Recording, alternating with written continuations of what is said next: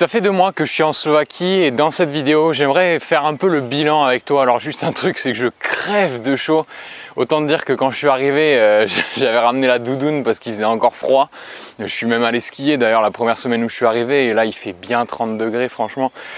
Donc voilà, je pars après-demain, je rentre en France et je voulais juste faire un peu le bilan de cette retraite de 2 mois en Slovaquie, te raconter peut-être un petit peu, tu sais, histoire de recentrer un petit peu l'histoire et te dire quels objectifs j'avais en partant, avec quoi je repars finalement, et te faire un petit peu le truc. Donc, si tu veux, quand je suis parti, le contexte c'est que je suis revenu de Nouvelle-Zélande en janvier, début de janvier de cette année, donc le 18 janvier.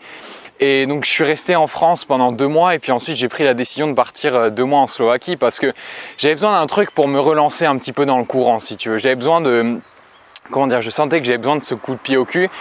Tu sais, moi, mon projet principal pour l'année 2018, c'est de devenir entièrement indépendant financièrement avec les formations et avec mon activité en ligne, finalement, tout ce que je fais à travers cette chaîne.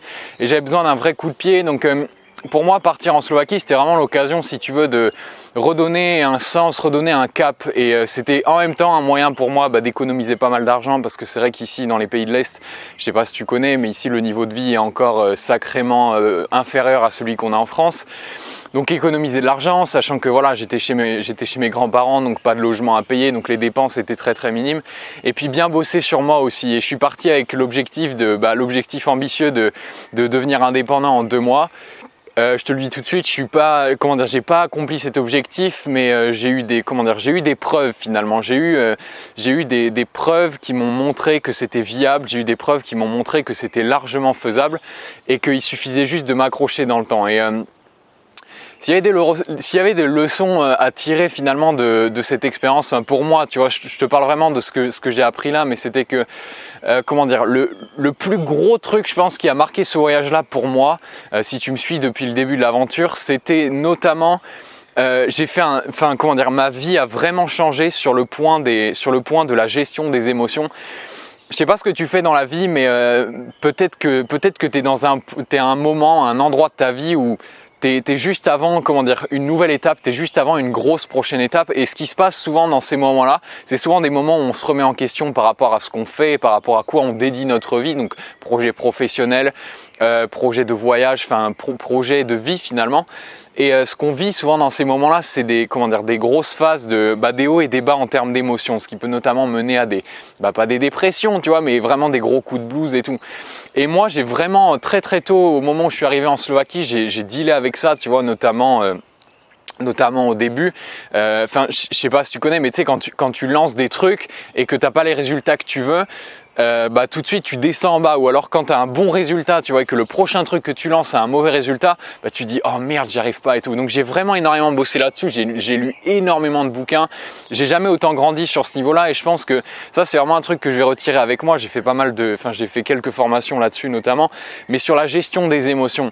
Je me suis juste rendu compte d'un truc, c'est que, et ça c'est vraiment quelque chose que je veux partager avec toi parce que je pense que ça peut être utile, c'est que à partir du moment où tu décides de finalement suivre ton chemin, que ce soit n'importe quoi finalement, que ce soit du volontariat, que ce soit de la vie en mode homme des cavernes, vivre un peu en autarcie, que ce soit en indépendant, que ce soit en salarié. J'ai discuté avec énormément de gens qui me suivent, peut-être qu'on a discuté, et il y a vraiment des gens de tous les milieux et même de tous les âges.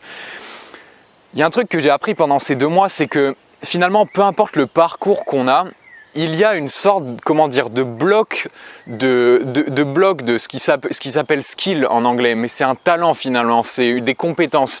Il y a un bloc de compétences, une sorte de noyau que tous les humains, que toutes les personnes finalement qui sont ambitieux et qui ont envie d'avancer dans des projets devraient vraiment, acquérir, devraient vraiment s'acharner à masteriser parce que ce bloc-là, ça contient quoi? Ça contient la maîtrise de ses émotions, c'est-à-dire que, tu vois, l'idée c'est juste d'être préparé pour le meilleur finalement, d'être préparé à tout ce qui arrive et de ne pas se laisser entraver par des choses qui sont extérieures au projet, tu vois. C'est-à-dire que tous les challenges que tu vas entreprendre, ils vont déjà être suffisamment difficiles parce qu'effectivement, c'est pas toujours facile que ce serait vraiment très bête de se laisser entraver par des choses qu'on peut apprendre à maîtriser. Et ces choses-là, notamment, c'est la motivation. La motivation, bon, on en reparlera très certainement dans les prochaines semaines, mais il y a une autre façon de travailler sur la motivation et c'est plus le fait d'avoir un cap et d'avoir une régularité dans les actions qu'on prend, tu vois, reposer la motivation quand tu la cherches, c'est très difficile de trouver la motivation. La motivation, au lieu de la trouver, on devrait essayer de trouver un moyen pour la produire. Donc, il y a ce truc-là, c'est la gestion des émotions d'abord, tu vois. C'est-à-dire que peu importe les hauts et les bas, apprendre à gérer nos émotions, apprendre à vraiment contrôler. Et ça, c'est un truc, je me suis acharné là-dessus parce que j'ai eu un gros bas pendant le premier mois en Slovaquie. C'est là que je me suis mis à lire énormément de bouquins d'Anthony Robbins, notamment sur la gestion des émotions. Et c'est là que j'ai tout appris vraiment sur voilà, comment transformer les émotions négatives, comment devenir optimiste finalement. Moi, je suis vraiment pas quelqu'un d'optimiste de base. Je suis même quelqu'un, parmi mes amis, mon entourage, je suis quelqu'un qui est connu pour avoir vraiment des hauts et des bas, tu vois. Et ça, j'ai l'impression que c'est un truc que j'ai vraiment appris à maîtriser parce que j'avais pas le choix. Tous les jours, il fallait que je sorte une vidéo. Si je voulais avancer vers mes objectifs, je pouvais pas me permettre d'être mal, tu vois. Donc ça m'est arrivé, j'en ai chié, j'ai lu, j'ai appris, je me suis formé. Et j'ai réussi finalement, enfin je pense que j'ai réussi à prendre pas mal de contrôle là-dessus. C'est-à-dire que ça fait très longtemps maintenant, ça doit bien faire un mois que j'ai pas eu de baisse de tension en mode oh ma vie c'est de la merde ou oh je sais plus quoi faire. Enfin tu sais, ce genre de trucs qui nous arrivent des fois qui nous paralysent complètement alors que justement on a besoin de toute notre énergie. Donc ça c'est la première chose. Et la deuxième chose c'est finalement avoir un quotidien structuré. Un quotidien qui te permet de voir des résultats chaque jour. Parce que le truc le plus difficile quand on se lance dans un projet, je ne sais pas ce que toi tu fais, mais c'est que souvent on en fait une telle montagne si tu veux et les objectifs, les façons de nous récompenser sont tellement poussés vers le long terme si tu veux que voilà, je serais content à partir du moment où par exemple devenir indépendant, je sais pas, mais gagner 1500 € par mois, 2000 € par mois. C'est tellement dans le long terme, c'est tellement des trucs qui sont chauds, tu vois, que c'est très difficile de continuer à avancer quand on a des objectifs qui paraissent si gros et si inatteignables. Surtout que, tu vois, c'est très difficile pour quelqu'un qui gagne à peine 100, 200, 300 € par mois, de s'imaginer gagner 2000 € par mois. C'est très difficile de continuer à avancer, de continuer tous les jours, parce que c'est un truc qu'il peut pas s'imaginer, tu vois.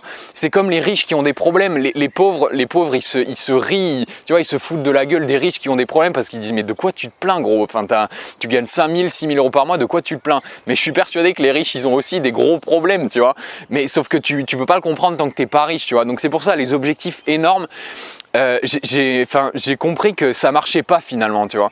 Et comment je m'y suis pris, qu'est-ce que j'ai appris, c'est un truc que je t'invite vraiment à faire, mais c'est de finalement résumer sa satisfaction, résumer sa sensation de progression à une journée. Et c'est quoi? Typiquement, moi ce que j'ai fait c'est me limiter si tu veux dans mes objectifs, c'est-à-dire définir quelles sont les 3 choses les plus importantes pour atteindre mes objectifs. Pour moi c'était produire une vidéo par jour, une formation toutes les 2 semaines et le troisième c'était continuer à me former continuellement. Et comment est-ce que je peux faire ça chaque jour? Et du coup ce que j'ai fait c'est qu'au lieu de me dire ok à la fin des 2 mois il faut que je gagne 1500 € par mois, tu vois, je me suis dit ok pour être satisfait, pour savoir que je progresse, pour continuer à rester, et c'est ça la clé pour rester motivé, pour avoir de l'énergie finalement, c'est de réduire finalement les deadlines, c'est de réduire c'est de réduire les objectifs à des choses vachement atteignables, tu vois. Donc une vidéo par jour. Énormément de discipline aussi sur le matin. Maintenant je me réveille tous les jours à 6 h et séance de sport le matin. Je sais que quand je suis arrivé en Slovaquie je t'avais dit que je faisais le sport le soir, mais je me suis vite rendu compte que c'est pas possible. Quand tu fais du sport le matin, ça agit comme un détonateur, comme un déclencheur, tu vois. C'est idiot mais en fait on a tendance à penser qu'après le sport on est fatigué. Quand tu le fais le matin, au contraire, c'est une sorte d'injection d'énergie, c'est vraiment comme une perfusion d'énergie et ça c'est un truc que j'ai vite expérimenté. Donc 5 fois du sport par semaine, donc 5 sessions par semaine, une vidéo par jour et après quelques petits trucs externes sur Instagram et tout. Donc voilà, donc l'idée c'est ça. Et puis il s'est passé 2 mois, j'ai beaucoup appris sur moi. Je suis vraiment super content. Si c'est un truc que si c'est un truc que tu envisages ou si tu es peut-être bloqué sur un projet, c'est peut-être un truc que je te recommande de faire, tu vois, de partir dans un pays comme ça. Bon, moi j'ai la chance ici d'avoir pu être logé ou quoi, mais je veux dire, ça n'a rien à voir. Même les loyers, il y a quelques jours, j'ai demandé à ma coiffeuse, elle s'est trouvée un appartement à Gilina ici, à 250 € par mois, tout compris, internet, énergie, place de parking pour la voiture, 250 € par mois, tu vois. Donc si tu veux te lancer sur un projet et que tu as, je sais pas, peut-être 2000, 3000 € de réserve, tu peux tout à fait venir, je sais pas moi, en Slovaquie, tu vois, et te louer un appart sur 2 mois, ou alors trouver une coloc ou en auberge, c'est tout à fait faisable, tu vois. Et du coup, bah, pour conclure cette vidéo, qu'est-ce que je pourrais te dire? Bah oui, c'est quoi la suite? Bah la suite, c'est tout simplement, bah là je rentre en France après-demain. J'ai d'abord un train qui part de Žilina jusqu'à Bratislava. Je prends le train à 4h30 du mat et j'arrive vers 6h à Bratislava. Et puis ensuite, c'est bus de Bratislava jusqu'à Paris, donc environ 20 heures de bus, le truc complètement délirant. Je passe la nuit chez mes grands-parents à Paris et le lendemain à 15h, j'ai un train pour Bordeaux. Et du coup voilà, je rentre sur Bordeaux, je vais continuer, j'ai ce défi des vlogs là, 90 jours de vlogs authentiques, je vais voir où ça va mener, je vais voir si je continue les vlogs ou si je continue les vidéos comme avant. Ah oui, je me suis aussi rendu compte d'un truc super important, c'est que au niveau de la chaîne, je me suis rendu compte que, enfin je suis content parce que j'ai l'impression que ces 2 mois ont vraiment créé un noyau dur de personnes finalement. Tu vois, quand tu regardes mes chiffres, j'ai pas une audience de folie déjà en termes d'abonnés, j'ai quoi, peut-être 1260 et quelques abonnés à l'heure actuelle. Mais au final, c'est pas du tout ça qui compte. Mais quand tu regardes, il y a un groupe environ en moyenne, tu vois, c'est 80, 70, 80, 90 personnes chaque jour qui regardent, tu vois.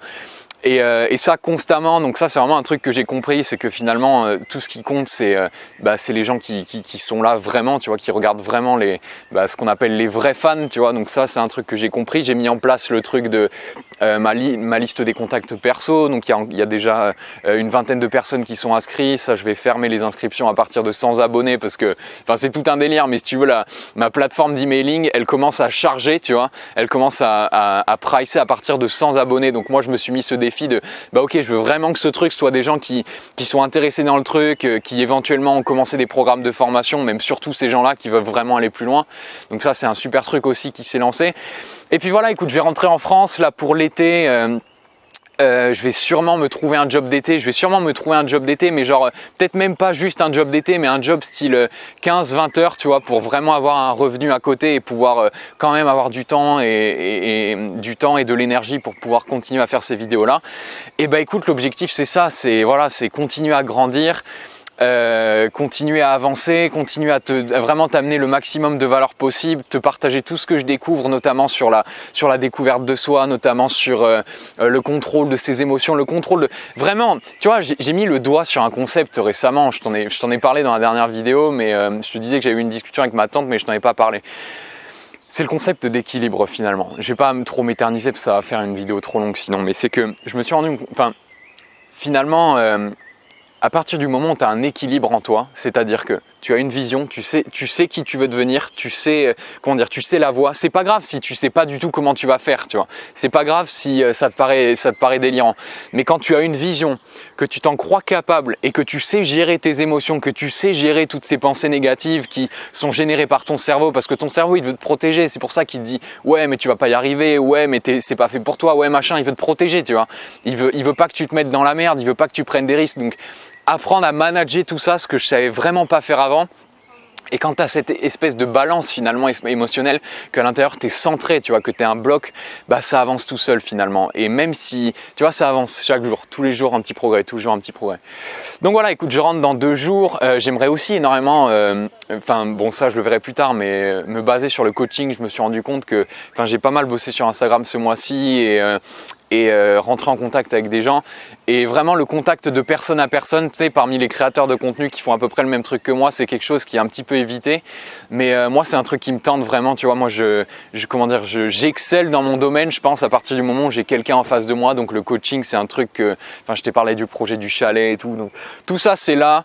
Et puis voilà, je rentre sur Bordeaux. Je sais pas s'il y a des gens qui habitent sur Bordeaux, peut-être laisse-moi ça dans les commentaires. Si jamais tu es dans les environs, bah moi je serai là cet été, tu vois.